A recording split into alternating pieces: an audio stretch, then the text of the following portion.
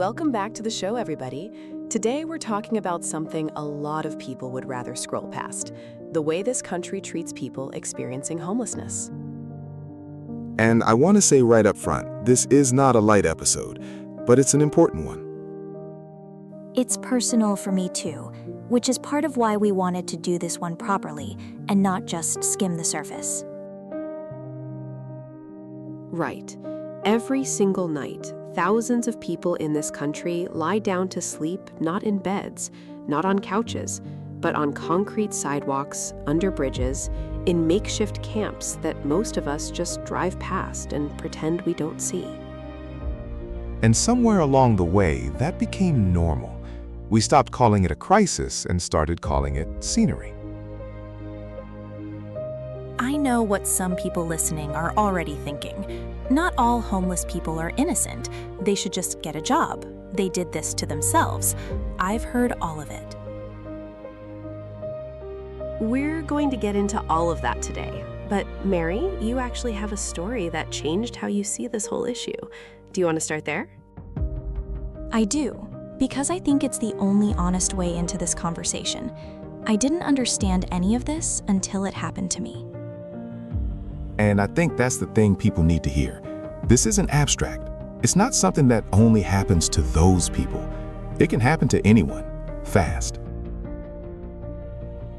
For context, we're going to spend a good chunk of this episode on Mary's own experience, because I think story is what actually makes people feel this, instead of just intellectually agreeing with it.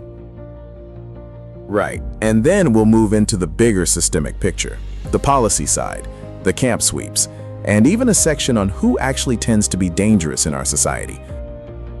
We're breaking this up into a bunch of smaller sections today, because there's a lot of ground to cover, so settle in. Grab some coffee. This one's long, but I think it's worth it. So, let's get into it. Mary, take us back. In 2015, my house burned to the ground. Faulty wiring throughout the place. Gone. Family photos, heirlooms, clothing, every personal item we owned reduced to ash. God, Mary. We got out safely, except for my dog. I still can't really talk about that part without my chest tightening up. You don't have to go into that if you don't want to. No, it's okay. The Red Cross showed up fast, put us in a hotel for the weekend, gave us some cash for clothes and essentials. Our neighbors were incredible. Clothing, hygiene items, food. That's the part people expect, the community rallying. Right, and here's the part nobody talks about. 2 days. That's how long we had a roof over our heads. 2 days to figure out where my sons would sleep, where my boyfriend and I would shower, where we would exist as human beings. 2 days is nothing. My sons found couches at friends' places. My boyfriend and I ended up living in a car. No shower, no laundry, no bathroom that wasn't a gas station or a fast food place. Just 2 people in whatever clothes we grabbed, trying to hold on to some dignity while the world tried to strip it away. What was that actually like, day to day? Walking into a store was a nightmare. Employees followed us like we were about to steal something. We were just 2 people in disheveled clothes, clearly going through the worst stretch of our lives. And the customers were worse. The whispers, the stares, people clutching their purses, moving their carts to the other aisle. You stop being a person to them. Exactly. We became cautionary tales, wearing wrinkled shirts. And then, the cherry on top, my employer, a company I'd given years of my life to, fired me. Bogus reasons doesn't even begin to cover it. My performance hadn't changed. I'd missed a couple of days because my house had burned down. That's not even a gray area. That's cruelty with paperwork. They called me into the office, handed me my last paycheck, and that was it. No explanation, no thank you for your years of service. Just a door closing in my face. How long were you actually without stable housing? Several months, not years. And I want to be honest about that, because I had more resources than most people in that situation. I had a car, I had friends and family who could help, I had a work history and skills to fall back on eventually. And even with all of that cushion, Even with all of that, I learned what it feels like to be treated as less than human. The judgmental stares, the humiliation of being followed in stores, people crossing the street when they saw us coming, being assumed dangerous or lazy or worthless simply because we didn't have a roof. Now imagine that for months, years, decades. did you ever say anything back to people, or did you just absorb it? Mostly absorbed it, honestly. When you're in survival mode, you don't have the energy to educate strangers on their assumptions. You're just trying to get through the transaction and get back to the car. That's something people don't think about. The mental toll of constantly being watched and judged, on top of everything else you're already dealing with. It's exhausting in a way that's hard to describe unless you've lived it. You're grieving, you're scrambling to solve logistics, and on top of that, you're performing normalcy so nobody calls the manager on you for existing in their store too long. And this was on top of losing your dog, losing your job, losing basically every physical possession you owned? Right. It wasn't one bad day. It was a cascade. And that's actually the thing I want people to understand. This rarely happens as one single catastrophic event. It's usually a chain. The fire causes the housing instability. The housing instability causes missed work.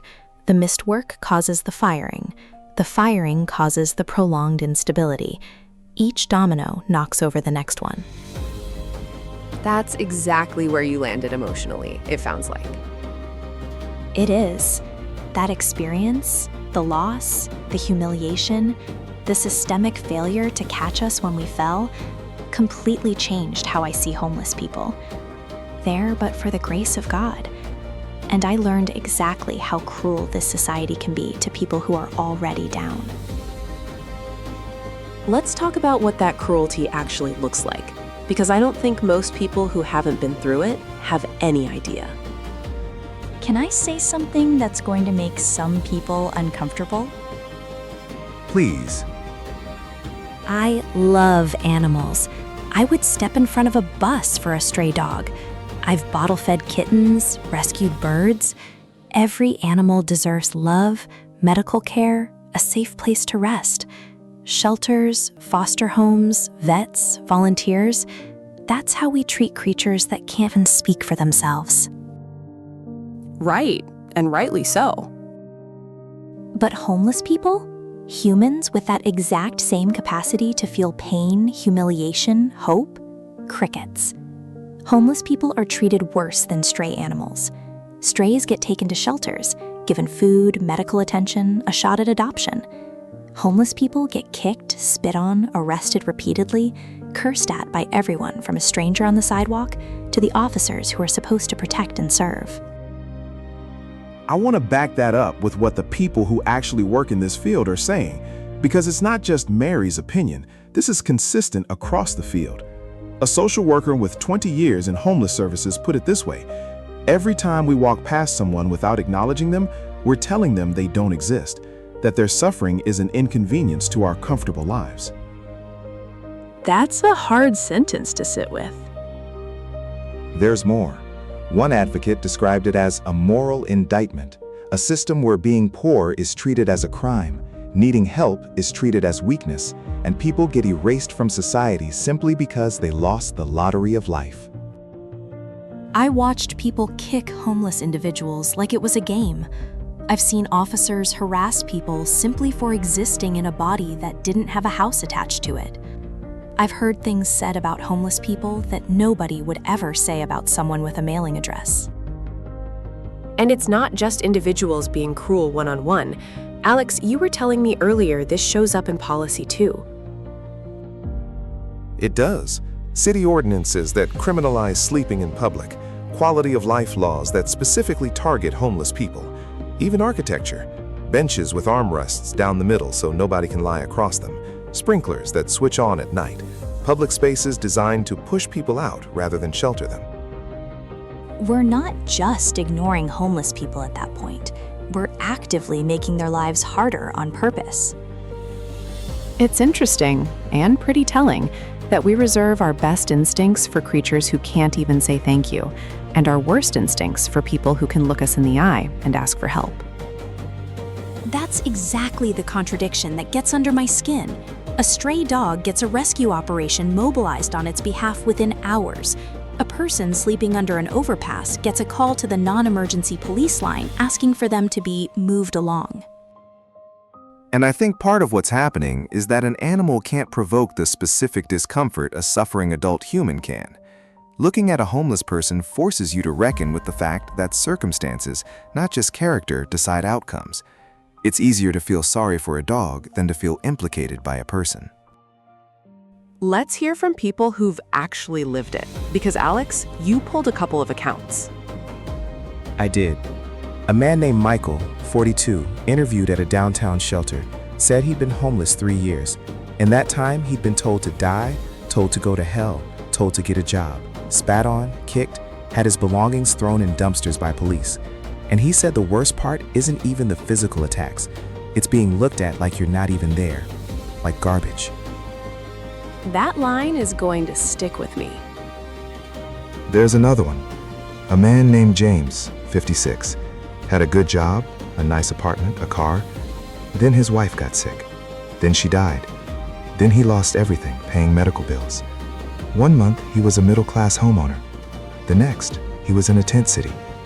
And he said the way people treated him changed overnight.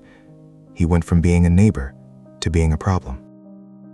That's not an outlier story. That's the story, over and over. People who did everything right and still ended up on the street, and then got treated like they'd committed a crime just for being there. Let's talk about why it's so hard to actually climb back out once you're down there, because I think a lot of people assume it's a simple fix. It's the opposite of simple. We've built systems that make it nearly impossible to escape. You need an address to get a job. Good luck with that if you don't have one. You need a job to afford housing. Brilliant logic. You need a stable address to even receive assistance. It's circular by design, whether anyone intended it that way or not. Think about it piece by piece. You need a phone to apply for jobs, but you need a job to afford a phone. You need an ID to access services, but you need transportation to get to the DMV and money for that transportation. And round and round. You need a permanent address to sign a lease, but you need a job to prove you can pay, and employers want a permanent address on the application. You need good credit to rent an apartment, but you need a home to build good credit in the first place. It's like requiring someone to take swimming lessons before you'll throw them a life raft. When you're already exhausted, traumatized, hungry, sick, and just trying to survive the day, navigating that bureaucratic maze becomes basically impossible. One advocate speaking at a city council meeting put it bluntly. The system isn't broken. It's working exactly as designed. It was never meant to help everyone. It was meant to keep certain people in their place. And homelessness is that place. And here's what really gets me. We know how to fix this. We've known for decades. Study after study shows housing-first approaches work. Mental health services reduce homelessness. Addiction treatment paired with housing support actually transforms lives. Let's get concrete for a second. What does a single week actually look like for someone caught in that trap?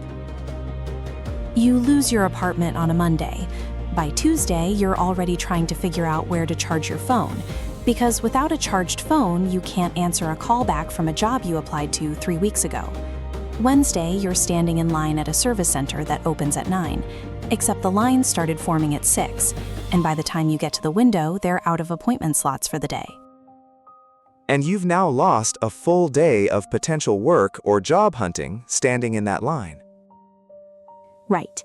Thursday, maybe you finally get an appointment, but they tell you they need a copy of your ID, which was in the apartment you no longer have access to, or it burned, or it was thrown away during a sweep. So now you need to replace an ID, which itself requires either a birth certificate or another form of ID you also don't have, and a fee you don't have either. It's like a hallway of locked doors where each key is behind the next locked door. That's a great way to put it. And every one of those days is also a day you're not sleeping well, not eating regularly, possibly getting moved along by police for sitting somewhere too long, which adds stress hormones on top of everything else and makes clear decision-making even harder. People love to say, just pull yourself up by your bootstraps, but that phrase assumes you still have boots. So it's not a knowledge problem. It's a will problem. Fixing it would mean admitting that homeless people are people. People who might be your neighbor, your coworker, your friend, your family member. People who might be one medical emergency, one layoff, one divorce, one natural disaster away from the exact same spot. People like Mary. People like me. I want to zoom out for a second because I think it helps to know this isn't some permanent, unchangeable state of affairs. Homelessness at this scale is a relatively modern phenomenon in this country. That's right.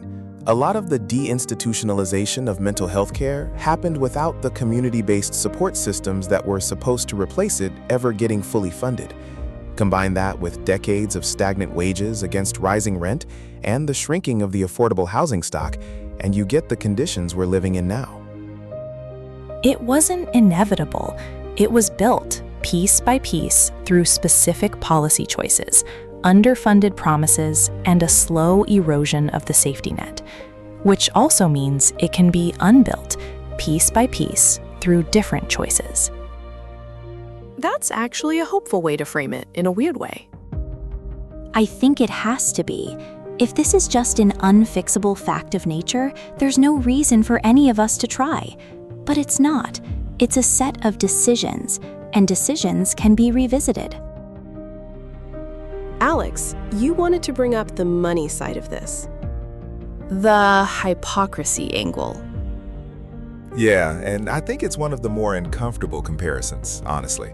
We live in a country that spends billions on pet food, designer dog beds, veterinary procedures that run into the thousands. Celebrities adopt rescue dogs and talk about how animals are family and deserve the best of everything. And to be clear, that's not wrong. I love animals. I think we should treat them well. Right. This isn't an argument against caring for animals. It's that when we spend more on luxury items for pets than we spend on housing assistance for actual human beings, something in our priorities is fundamentally broken.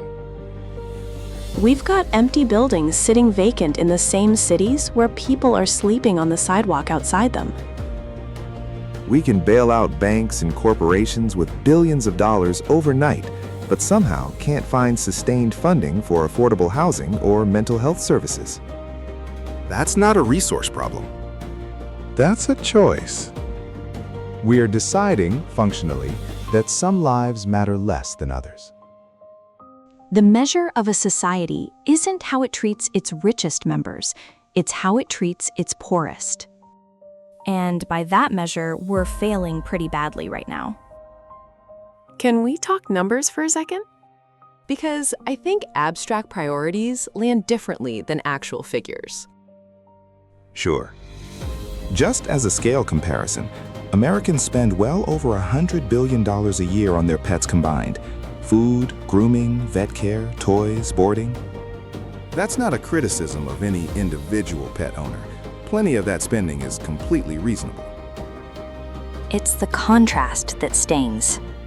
Meanwhile, funding for homeless services and affordable housing programs is chronically treated as optional, something that gets cut first when budgets tighten, rather than treated as core infrastructure the way we treat roads or utilities. And on the corporate bailout side? When major financial institutions have faced collapse, Governments have moved trillions of dollars in a matter of weeks to stabilize them. Whatever you think about whether those specific bailouts were necessary, it does prove something important. When there's enough collective will, money moves fast.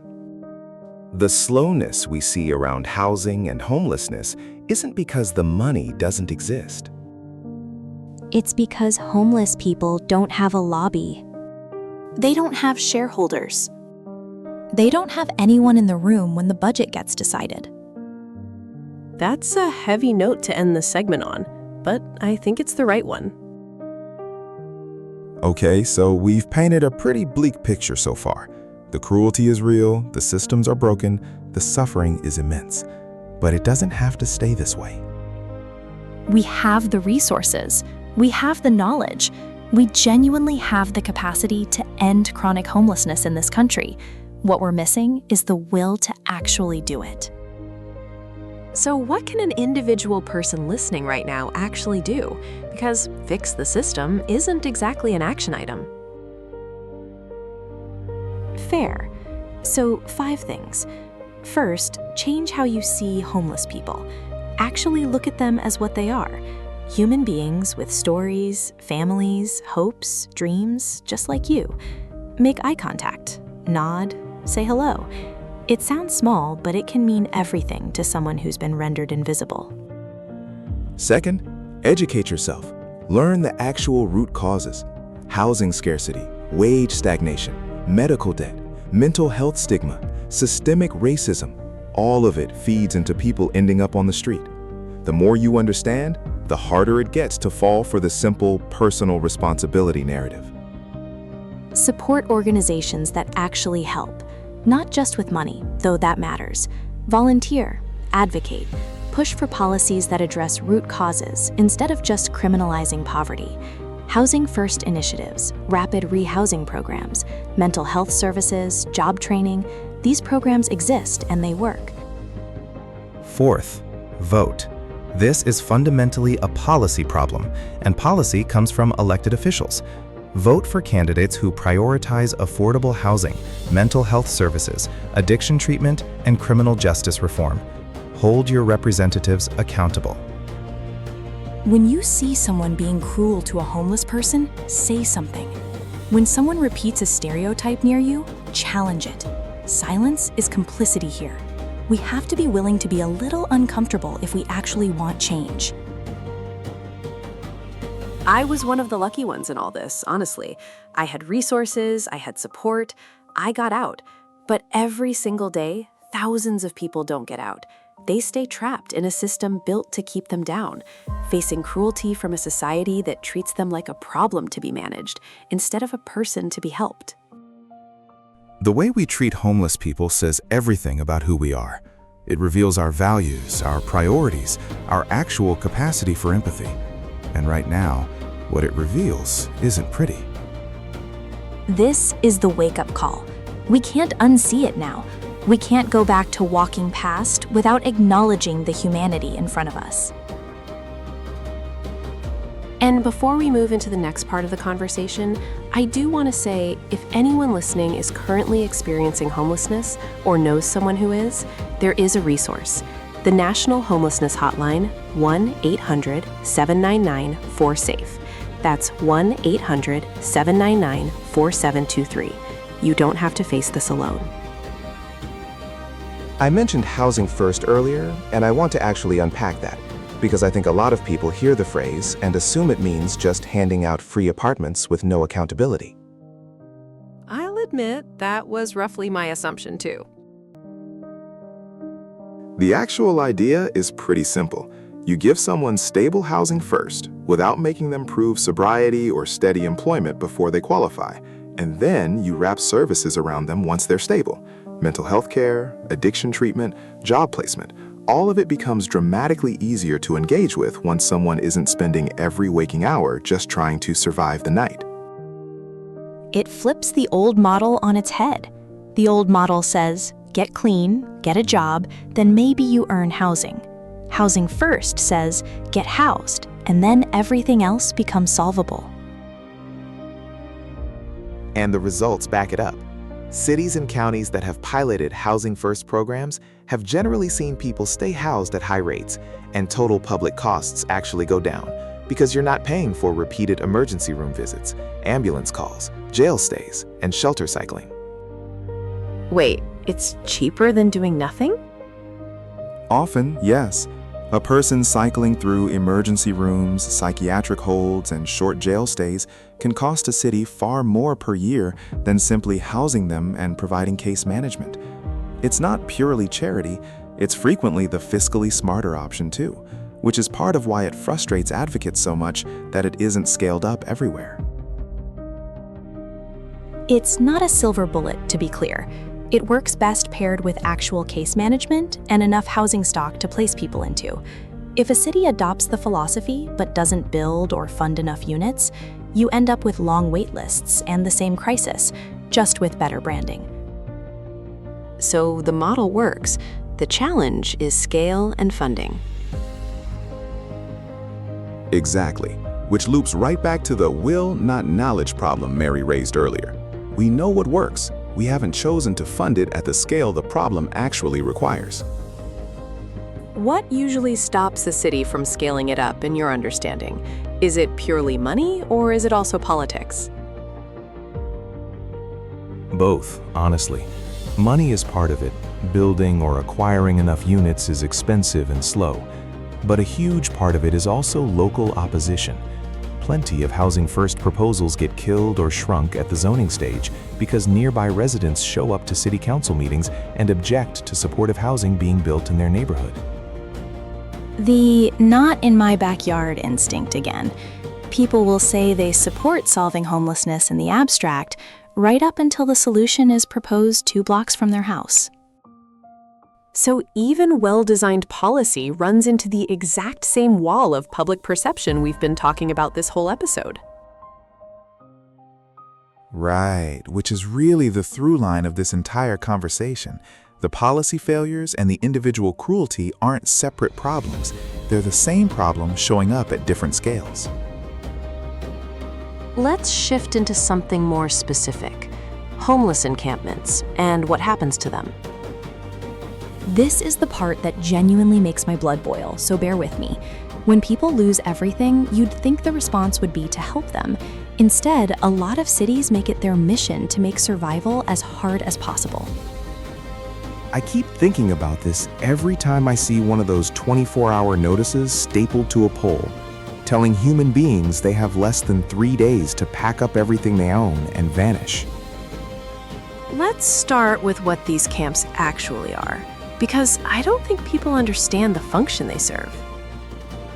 When homeless individuals band together for survival, what do we call that in literally any other context? Community, neighborhood, looking out for each other. But when poor people do it, suddenly it's a nuisance, an eyesore, something that needs to be dealt with. These camps exist for very real, very human reasons. People set them up so they can watch over each other, keep what little they have left, a sleeping bag, a cart, a few photographs, the only things that survived whatever broke their life apart, so they can sleep without fear of being attacked, so they can feel less alone in a world that's already abandoned them. These people were taxpayers once. They had neighbors who knew their names, families who loved them, jobs, maybe homes, dreams that felt within reach. Then something happened. A medical emergency, a layoff, a housing crisis, a chain of events most of us are 1 or 2 bad breaks from experiencing ourselves. So then the complaints start coming in. It's an eyesore. It brings down property values. I'm afraid to walk past there. Never mind that these are human beings. Never mind they were taxpayers too. Never mind they might be someone's parent, someone's child, someone's friend who just fell on hard times. The complaints go to City Hall, emails go to local news stations, someone with a storefront posts online about how those people are ruining the neighborhood, and suddenly the proposed solution isn't housing, isn't mental health services, isn't addiction treatment. The solution is just make them leave. And that's where the notices come in. 24 to 72 hours to vacate. Pack up everything you own, which is likely everything you have left in the world, and disappear. Relocate your entire life with no car, no wagon, none of the basic tools the rest of us would use to move, in under 3 days, or face the consequences. Think about that for a second. If you got a notice tomorrow that you had 72 hours to leave your home, how stressful would that be? And you'd still have a car, friends, a credit card to rent a truck, options. Now take all of that away. No car, no money, no friends who can help, no credit card. Just a tent you saved up for, blankets someone gave you, and whatever small treasures survived everything else. And you have 3 days to move all of it, or else. What actually happens if someone doesn't make that deadline? Police officers order them off the property, and their belongings get thrown away. All of it. The tent they saved up for, gone. The blankets someone gave them out of kindness, gone. The one photo of their mother they'd managed to protect through everything, gone. Because someone with a house decided their existence was an inconvenience. And if they don't comply with the order, arrest. Now there's a record, which makes finding housing even harder, which makes finding a job even harder, which keeps the whole cycle running. And it's worth saying, some of these camps include families, kids. People assume it's always a single adult, but school-aged children living in cars or tents with a parent is far more common than most people realize. When a camp gets swept, that's not just losing a tent. For a kid, that might mean losing the one stuffed animal they had left, or the folder with their schoolwork in it, or their only pair of shoes that fit. That reframes the whole eyesore framing pretty quickly.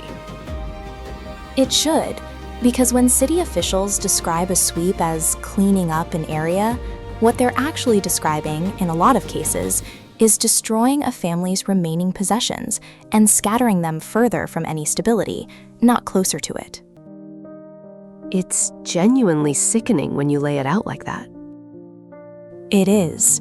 We've built a system efficient at punishing people for being poor, that criminalizes having nowhere to go, that treats the symptom while ignoring the disease, and then acts surprised when the symptom keeps showing up. If we're going to point fingers, and I know this is oversimplified, who actually is responsible in this picture? I'd say 3 groups, honestly. First, the business owners who call for raids instead of solutions. The ones who lobby for crackdowns, complain about those people hurting their sidewalk visibility, and would rather pay for security guards than support affordable housing. To be fair, plenty of business owners genuinely try to help. Absolutely, and I want to be clear about that. This isn't every business owner. It's specifically the ones who see human beings as a threat to their bottom line and would rather sweep people out of sight than help them. If I had to choose who the bad guy is between a homeless person and a business owner pushing for a crackdown, I'd call out the business owner. Second group? The policymakers who write laws criminalizing poverty instead of addressing its root causes. These are people who could actually change things, fund mental health services, push for affordable housing. Look at the data, which consistently shows enforcement-only approaches don't work. They just shuffle people from block to block, city to city. But it's easier to pass a law saying you can't sleep here than to solve the actual problem.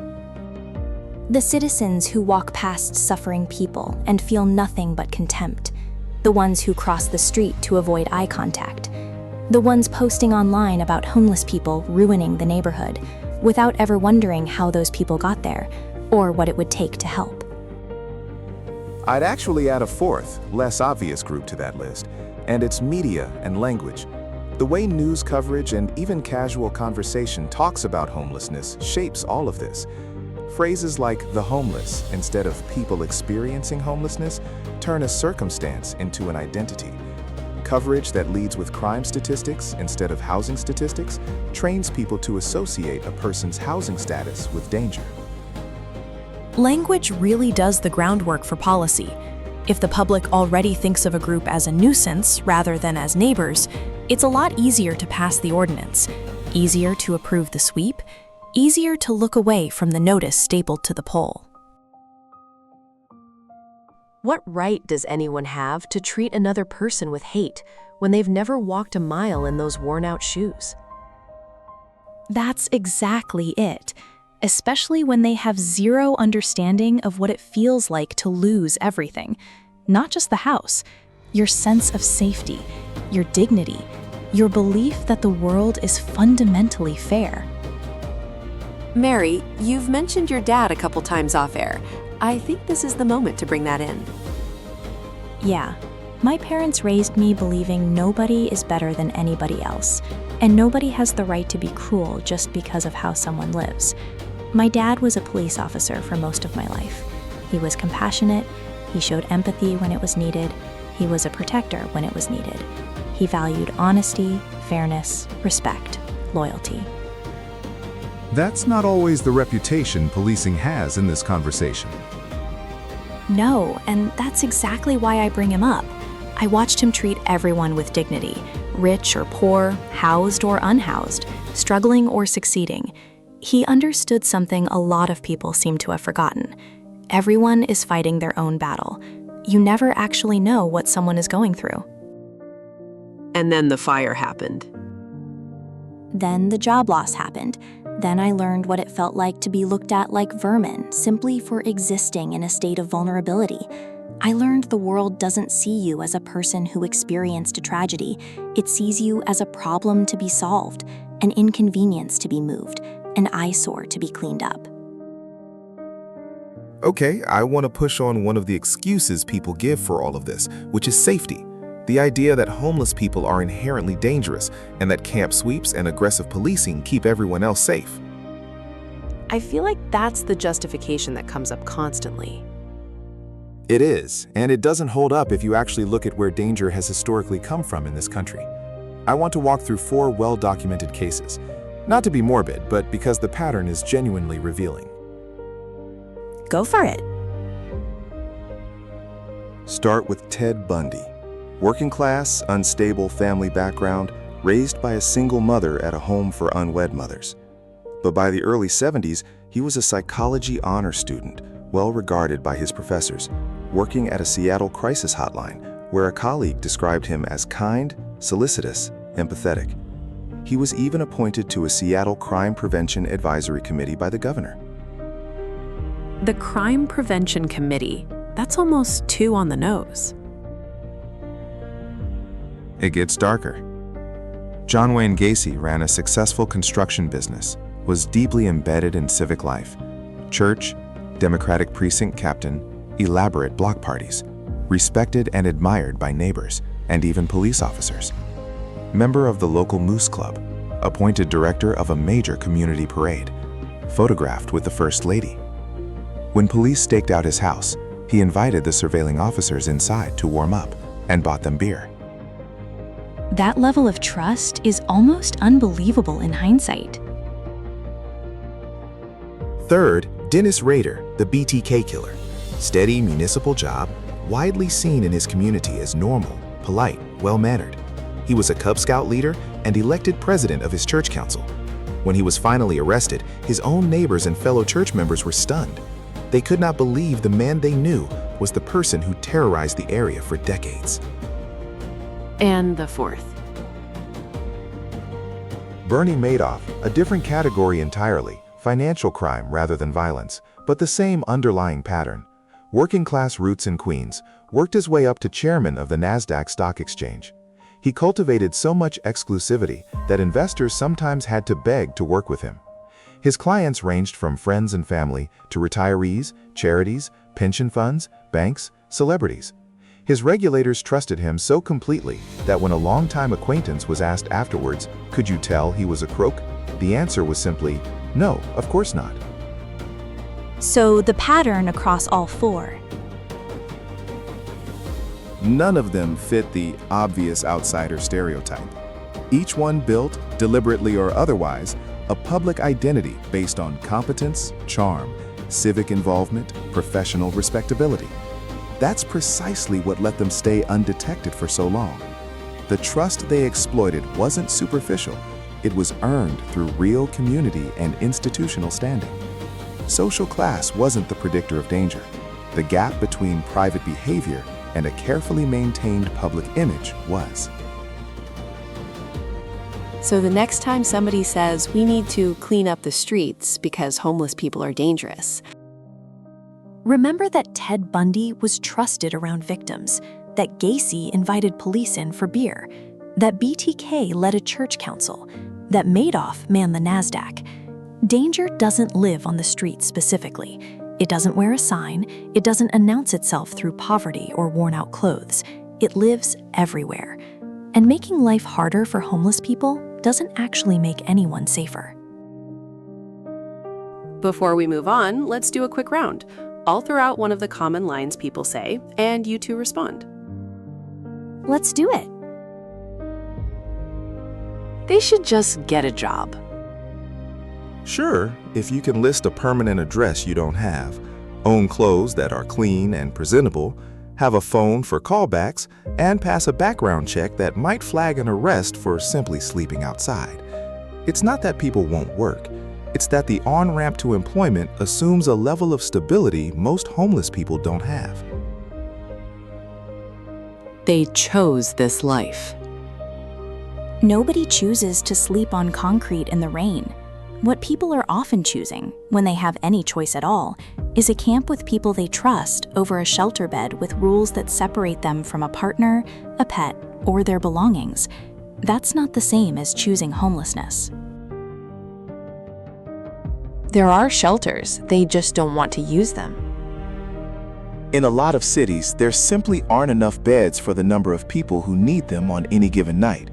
And even where beds exist, some shelters have curfews, sobriety requirements, or restrictions that separate couples or don't allow pets, which for some people means choosing between a bed and the one relationship or animal keeping them going. Giving money just enables drug use. Maybe, sometimes. But that same logic doesn't get applied to anyone else. Nobody assumes a coworker's raise is going to a drug habit. We only apply that suspicion to people who are visibly poor. And even if some money is spent that way, that's a reason to expand addiction treatment, not a reason to withhold basic compassion. It's mostly a big city problem. It doesn't affect me. Homelessness touches suburban and rural areas too. It's just less visible there, because people are more likely to be living in cars, in the woods, or doubled up with relatives, rather than in a visible downtown encampment. Out of sight isn't the same as not happening. Good round. I think that clears up a lot of the reflexive lines people reach for without thinking about them too hard. So, if sweeps and criminalization aren't the answer, what actually is? The honest answer is, the current approach just isn't working and hasn't for decades. Sweeping a camp doesn't end homelessness, it just relocates it. Criminalizing poverty doesn't reduce poverty, it just punishes people for being poor. Treating human beings as problems instead of people doesn't make anyone safer, it just makes us crueler. So what if we tried something else? What if we actually invested in affordable housing, mental health services, addiction treatment, job training, a safety net that catches people before they hit bottom, instead of one that waits until they're there and then punishes them for it? What if we looked at homeless people and saw what they actually are? Human beings who've lost something, who are struggling, who could use a hand up instead of a boot on the neck.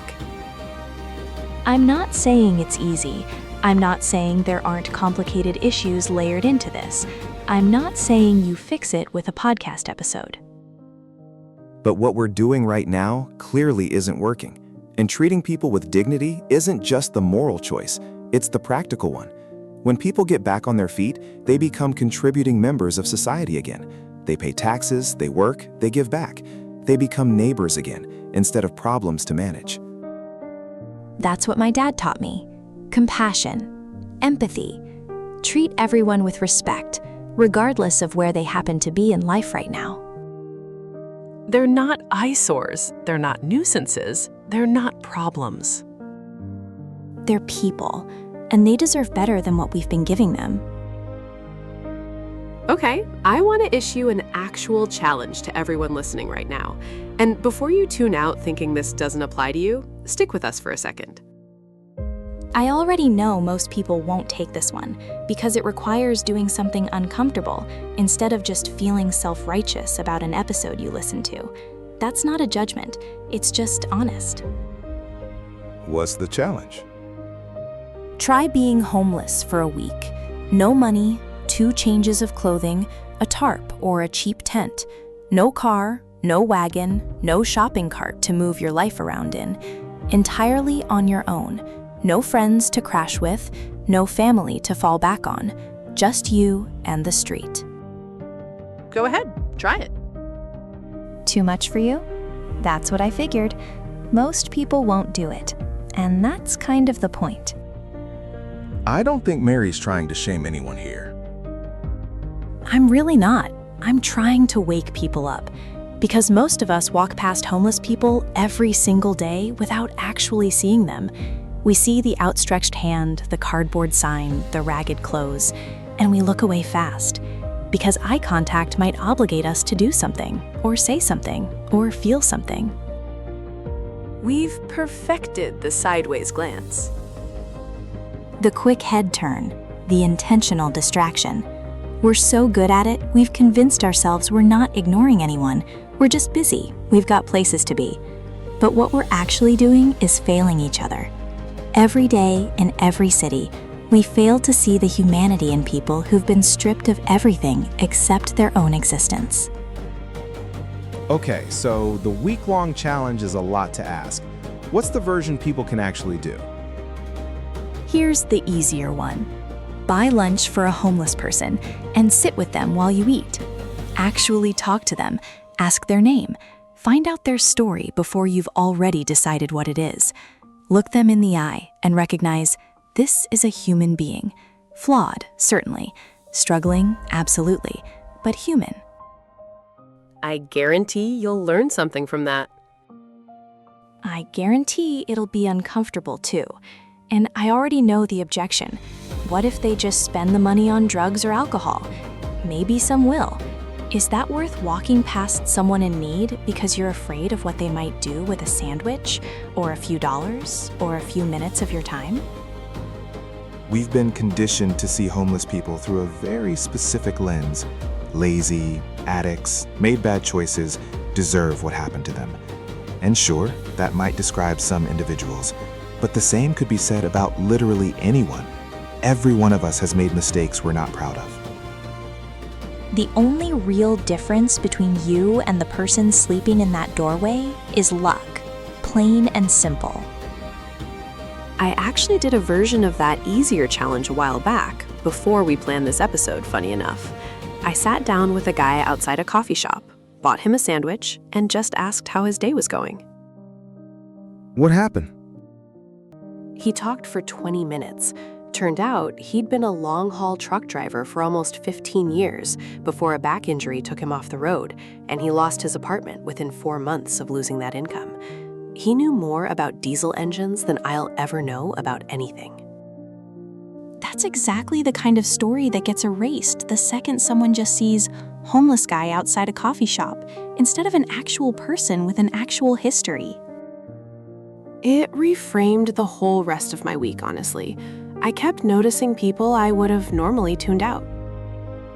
That's the whole point of the exercise. It's not really about the sandwich. It's about breaking the habit of not seeing people at all. Before we close out, let's hit a few questions people actually send in when we cover topics like this, because I think they're worth addressing directly instead of pretending nobody's thinking them. First one. Isn't this just a personal responsibility issue at the end of the day? Personal responsibility matters. Nobody's arguing it doesn't. But personal responsibility operates inside a system, and when that system actively blocks the steps a responsible person would take, like getting an ID, getting a phone, getting an interview, you can't lay the entire outcome at the feet of the individual. It's both, not either or. Second one, what about the people who refuse help when it's offered? That happens, and it's real. Sometimes it's tied to untreated mental illness, sometimes to past trauma with institutions, sometimes to the restrictive conditions attached to the help itself, like a shelter that won't take a couple together or won't take a pet. Refusing one specific offer of help isn't the same as refusing all help forever, and it's not a reason to stop trying. I'd also just say a person's worst moment or their most guarded moment shouldn't be the only lens we judge their entire humanity through. Last one, and I think this is the big one. I'm just one person. What difference can I actually make? Everything we talked about today, making eye contact, learning someone's name, volunteering a few hours a month, voting with this issue in mind, speaking up when someone's being cruel in front of you. None of that fixes the whole system by itself, but all of it together is exactly how systems eventually do change. Nothing happens because one person decided homelessness mattered. It happens because enough individual people decided it mattered at the same time. And even on the days it doesn't feel like it's making a dent in the big picture, it still changes the day of the one person sitting across from you. Let's bring this home. Alex, you said something earlier about what this reveals about us as a society. The way we treat homeless people is a mirror. It's cruel, dismissive, and honestly kind of proud of its own cruelty. We criminalize homelessness outright. Ordinances against sleeping in public, against sitting too long on a bench, against asking for help. We've made survival itself a crime. And this isn't some distant issue happening to other people in other places. It's happening in your city, on your street, maybe on your block. The person you walk past every morning on the way to work, the one you've trained yourself not to look at, is going through something unimaginable, and we're too busy to notice. We complain about how they're in our way, how they smell, how they look, how they ask for help. We complain about the eyesore of poverty, like the problem is their existence, rather than the system that failed them. And then we act surprised that nothing changes. I'm not asking anyone listening to solve homelessness single-handedly. That's above any one person's pay grade. It needs massive systemic change: affordable housing, mental health resources, job training, healthcare access, a real overhaul of how this country views poverty. None of us can do that alone. But here's what we can do. We can see people. We can acknowledge their humanity.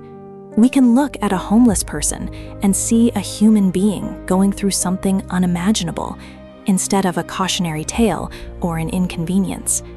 We can stop pretending they're not there, stop crossing the street, stop speeding up our pace and clutching our bags. We can, for one moment, recognize that underneath the dirt, the rags, the desperation, there is a person who once had dreams, a person who maybe had a family, a home, a life that looked a lot like yours. We can be a voice. So the next time you see someone sleeping in a doorway, struggling with their belongings, asking for help, remember this: there but for the grace of God go I. It doesn't matter if you're religious or not. The sentiment holds either way. But for a few bad breaks, that could be me. That could be my family. That could be my life. And maybe that's enough to make you pause before you judge. Enough to offer a smile instead of a scowl. Enough to remind all of us that we're still human, and we should probably start acting like it.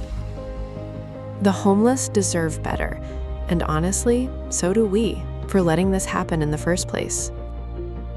So here's my final ask.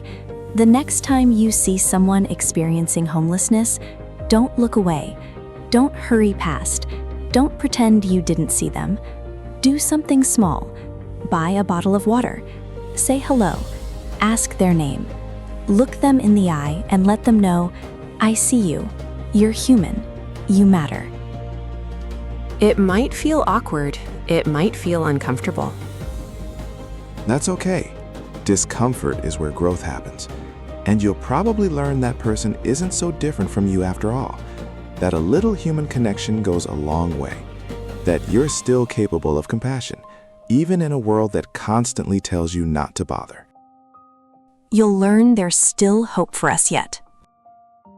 We want to hear from you on this one. Have you ever experienced homelessness yourself, or known someone who has? Have you ever taken that small step, bought someone a meal, sat down and actually talked to them, saw them as a person instead of a problem? Send us your story. We want to know what happened when you looked a homeless person in the eye and actually saw a human being. Whether it changed you the way it changed Mary. Because the only way any of this gets better, the only way we start treating people with the dignity they deserve, is if we keep talking about it, keep challenging each other, keep refusing to look away. That starts with you. That starts with us.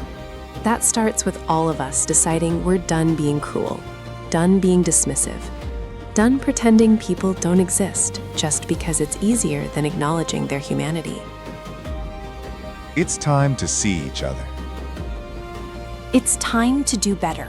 And again, if you or someone you know is currently experiencing homelessness, the National Homelessness Hotline is 1-800-799-4SAFE.